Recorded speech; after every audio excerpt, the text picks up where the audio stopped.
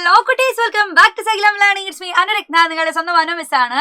Okay മക്കളെ, എല്ലാവരും നല്ല അടിപൊളിയായിട്ട് നിങ്ങൾ ഓരോ ചാപ്റ്റേഴ്സ് ആയിട്ട് ഇങ്ങനെ പഠിച്ചുകൊണ്ടിരിക്കുകയാണ് അല്ലേ. ഇനി നമ്മളെ മുൻപിലുള്ള ഒരേ ഒരു കാര്യം എന്ന് പറഞ്ഞാൽ നമ്മളെ മെയിൻ എക്സാം ആണ്. അതിന് അത്ര സമയമൊന്നുമില്ല, ഇങ്ങനെ മാസങ്ങളും ദിവസങ്ങളും സ്പീഡായിട്ട് പൊയ്ക്കൊണ്ടിരിക്കുകയാണ്.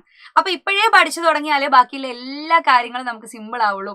അപ്പൊ എന്തായാലും നിങ്ങൾ എല്ലാവരും നല്ല ആത്മാർത്ഥമായിട്ട് ഇപ്പോഴേ പഠിച്ചു തുടങ്ങിയിട്ടുണ്ടെന്ന് എനിക്കറിയാം. അങ്ങനെയാണെങ്കിൽ ലൈൻസ് ആൻഡ് ആംഗിൾസ് ഈ ഒരു ചാപ്റ്ററിൽ നിങ്ങൾക്ക് ഏറ്റവും ഇമ്പോർട്ടന്റ് ആയിട്ടുള്ള ക്വസ്റ്റ്യൻസുകൾ നിങ്ങളുടെ മെയിൻ എക്സാമിന് ചോദിക്കുന്നതായിരിക്കും. അപ്പൊ ഏറ്റവും ബേസിക് ആയിട്ട് ഈ ഒരു ചാപ്റ്റർ നിങ്ങൾ എന്തൊക്കെ കാര്യങ്ങളാണ് അറിഞ്ഞിരിക്കേണ്ടത്, പഠിക്കേണ്ടത് എന്നൊക്കെ നമുക്ക് നോക്കിയാലോ. ലൈൻസ് ആൻഡ് ആംഗിൾസിൽ ഏറ്റവും സിമ്പിൾ ആയിട്ട് എന്താണ് ഒരു ആംഗിൾ എന്ന് നിങ്ങൾ അറിയണം. സോ എന്താണ് ആംഗിൾ? കൂട്ടിമുട്ടുന്ന വരകളാണോ ആംഗിൾ ആയിട്ട് മാറുന്നത്? ഒരൊറ്റ ലൈന് മാത്രം വരച്ചു കഴിഞ്ഞാൽ അവിടെ ആംഗിൾ ക്രിയേറ്റ് ചെയ്യുന്നുണ്ടോ? ഒരു ലൈന് മാത്രം ഉണ്ടെങ്കിൽ അവിടെ ആംഗിൾ ഉണ്ടോ? ഇല്ല. ഒരു ലൈനിനെ മറ്റൊരു ലൈൻ ഇങ്ങനെ കൂട്ടിമുട്ടുന്ന സമയത്താണ് അവിടെ എന്തുണ്ടാവുന്നത്? ഒരു ആംഗിൾ ക്രിയേറ്റ് ചെയ്യുന്നത്. കണ്ടില്ലേടാ, രണ്ട് വരകൾ കൂട്ടിമുട്ടുന്ന സമയത്താണ് അവിടെ എന്തുണ്ടാവുന്നത്? ഒരു കോൺ ഉണ്ടാവുന്നത്, ഒരു കോൺ അളവ് ഉണ്ടാവുന്നത്, ആംഗിൾ ഉണ്ടാവുന്നത്.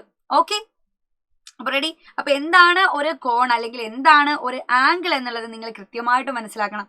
അതിൽ ഏറ്റവും ഇമ്പോർട്ടന്റ് ആയിട്ട് നിങ്ങൾ പഠിക്കേണ്ട ബേസിക് ആയിട്ട് നിങ്ങൾ ആംഗിളിൽ മനസ്സിലാക്കേണ്ടത് ഫസ്റ്റ് വൺ, റൈറ്റ് ആംഗിൾ എന്താണെന്ന് അറിയണം. എന്താണ് റൈറ്റ് ആംഗിൾ? റൈറ്റ് ആംഗിൾ എന്ന് പറഞ്ഞിട്ടുണ്ടെങ്കിൽ സാധാരണ രീതിയിൽ ഒരു ലൈനിനെ മറ്റൊരു ലൈൻ പെർപെൻഡിക്കുലർ ആയിട്ട് നേരെ കറക്റ്റ് കുത്തനെ ലംബമായിട്ടാണ് കട്ട് ചെയ്യുന്നതെങ്കിൽ പെർപെൻഡിക്കുലറി കട്ട് ചെയ്യുന്നു. അപ്പൊ അവിടെ ഉണ്ടാവുന്ന ആംഗിൾ ആണ് 90 ഡിഗ്രി അല്ലെങ്കിൽ നമ്മൾ റൈറ്റ് ആംഗിൾ എന്ന് വിളിക്കുന്നത്. അപ്പൊ അതെ, ഇയാളെയാണ് നമ്മൾ റൈറ്റ് ആംഗിൾ എന്ന് വിളിക്കുന്നത്. കാരണം ഒരു ലൈനിനെ നമ്മൾ എന്ത് ചെയ്തു? പെർപെൻഡിക്കുലറി അല്ലെങ്കിൽ നമ്മൾ എങ്ങനെയാ പറയാ, ലംബമായിട്ട് അതിനെ കട്ട് ചെയ്തു, ഇന്റർസെക്ട് ചെയ്തു. അപ്പോൾ ഉണ്ടാവുന്ന ആംഗിൾ ആണ് 90 ഡിഗ്രി. അതാണ് നമ്മളെ റൈറ്റ് ആംഗിൾ എന്ന് പറയുന്നത്. സോ റൈറ്റ് ആംഗിളിനേക്കാളും ഇങ്ങനെ വന്നാലാണല്ലോ റൈറ്റ് ആംഗിൾ, അതിനേക്കാൾ കുഞ്ഞി ആംഗിൾ ആയി എന്ന് വിചാരിച്ചു. അതായത് ഇതുപോലെ കുഞ്ഞി ആംഗിൾ, റൈറ്റ് ആംഗിളിനേക്കാൾ കുഞ്ഞാണെങ്കിൽ അതിനെ നമ്മൾ അക്യൂട്ട് ആംഗിൾ എന്ന് പറയും. Acute angle.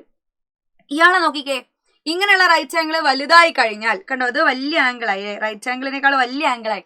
സോ അതിനെ നമ്മൾ ഒബ്റ്റ്യൂസ് ആംഗിൾ എന്നാണ് പറയുക. So right angle, acute angle and obtuse angle, ഈ മൂന്ന് ആംഗിളിനും നിങ്ങൾ കൃത്യമായിട്ട് മനസ്സിലാക്കിയിരിക്കണം. അതുപോലെ തന്നെ എല്ലാവരും വിചാരിക്കും ഇവിടെ ഒരൊറ്റ ആംഗിൾ മാത്രമാണല്ലോ ഫോം ചെയ്തിട്ടുള്ളൂ, ഒരു ആംഗിൾ മാത്രമാണോ ഒരു ലൈനിനെ മറ്റൊരു ലൈൻ കൂട്ടിമുട്ടുന്ന സമയത്ത് നിങ്ങൾക്ക് ഉണ്ടാവുന്നത്? ആണോ? ഒരു ആംഗിൾ മാത്രമാണോ ഉണ്ടാവാൻ പോകുന്നത്? അല്ല. നമ്മൾ ആ ലൈനിനെ ഒന്ന് നീട്ടി വരച്ച് നോക്കിക്കേ. താഴെയുള്ള ലൈനിനെ ഞാനൊന്ന് നീട്ടി വരച്ചു.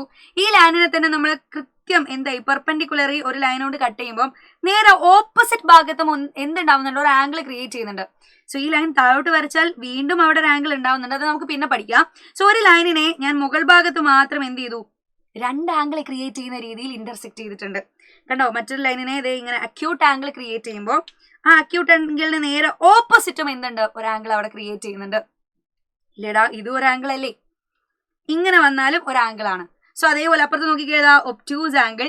ആ ആംഗിളിന്റെ താഴത്തിലായി നീട്ടി വരച്ചു എന്ന് വിചാരിച്ചോ. അപ്പൊ അത് ഇവിടെയും നമുക്ക് എന്താവുന്നുണ്ട്? ഒരു ആംഗിളും കൂടെ ക്രിയേറ്റ് ചെയ്യുന്നുണ്ട്.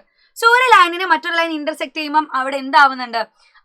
ആംഗിളുകൾ അല്ലെ, കോണുകൾ ക്രിയേറ്റ് ചെയ്യപ്പെടുന്നുണ്ട്. ഒരൊറ്റ ആളുകൾ മാത്രം, ഒരൊറ്റ കോണ് മാത്രമല്ല അവിടെ ഉള്ളത് എന്നുള്ളത് നിങ്ങൾ മനസ്സിലാക്കുക. സോ അങ്ങനെയാണെങ്കിൽ ഏറ്റവും ഇമ്പോർട്ടന്റ് ആയിട്ട് നമുക്ക് എന്ത് ചെയ്യാം? ജസ്റ്റ് ഒരു ആംഗിൾ എങ്ങനെയാണ് പ്രൊട്രാക്ടർ യൂസ് ചെയ്തിട്ട് നിങ്ങൾ വരയ്ക്കേണ്ടത് എന്നുള്ളത് നോക്കാം കേട്ടോ. ഒരു ലൈനിൽ ഞാൻ ഉണ്ടാക്കുന്ന ആംഗിൾ ആണ് 50 ഡിഗ്രി, 50 ഡിഗ്രി. സോ ആംഗിളിനെ മെഷർ ചെയ്യാൻ യൂസ് ചെയ്യുന്ന മെഷർമെന്റ് ആണ് നമ്മൾ ഡിഗ്രി എന്ന് പറയുന്നത് കേട്ടോ. യൂണിറ്റ് ആണ് ഡിഗ്രി. സോ നോക്കാം, 50 ഡിഗ്രിയിൽ നമുക്ക് എങ്ങനെയാ ആ ആംഗിൾ വരയ്ക്കാൻ പറ്റും. ഞാൻ ആദ്യം തന്നെ ഒരു സ്കെയിൽ എടുത്തു. സ്കെയിലിൽ നിങ്ങൾക്ക് ഇഷ്ടപ്പെട്ട രീതിയിൽ ഒരു ലൈൻ അങ്ങോട്ട് വരയ്ക്കുക കേട്ടോ. ഇഷ്ടപ്പെട്ട രീതിയിൽ ഒരു ലൈൻ ഞാൻ ഇങ്ങനെ വരച്ചു. കണ്ടോ, ഞാൻ അതിന് അളവൊന്നും നോക്കിയിട്ടില്ല, ഇഷ്ടപ്പെട്ട രീതിയിൽ അങ്ങോട്ട് വരച്ചു എന്നേ ഉള്ളൂ. ഓക്കെ, സ്കെയിൽ വളഞ്ഞു പോയോടാ? ഇല്ലല്ലോ. ഓക്കെ, ഞാനൊരു ലൈൻ വരച്ചു. എന്നിട്ട് ആ ലൈനിൽ നിങ്ങൾക്ക് എവിടെയാണോ, ഓക്കെ, ആ ലൈനിൽ ഞാൻ എന്ത് ചെയ്യാണ്? കറക്റ്റ് എവിടെയെങ്കിലും എന്ത് ചെയ്തു? പ്രൊട്രാക്ടർ, ഏതെങ്കിലും ഒരു സെന്ററിൽ പ്രൊട്രാക്ടർ വെക്കുക. പ്രൊട്രാക്ടറിൽ എനിക്ക് വേണ്ടത് കൃത്യമായിട്ടും 50 ഡിഗ്രിയാണ്, 50 ഡിഗ്രി. അപ്പൊ പ്രൊട്രാക്ടറിൽ നിങ്ങൾ ആലോചിക്കുക, ഏത് സൈഡിൽ നിന്നാണോ നിങ്ങൾ മെഷർ ചെയ്യേണ്ടത്, ഏത് സൈഡിലാണോ നിങ്ങൾക്ക് ആംഗിൾ ഉള്ളത്, ആ സൈഡിൽ നിന്ന് തുടങ്ങി നിങ്ങൾ 50 ഡിഗ്രിയിൽ ഒരു കുഞ്ഞു പോയിന്റ് മാർക്ക് ചെയ്യുക. ഞാൻ പ്രൊട്രാക്ടറിന്റെ മുകളിൽ ഒരു കുഞ്ഞു പോയിന്റ് വെച്ചിട്ടാണ് 50 ഡിഗ്രിന്റെ നേരെ മുകളിൽ.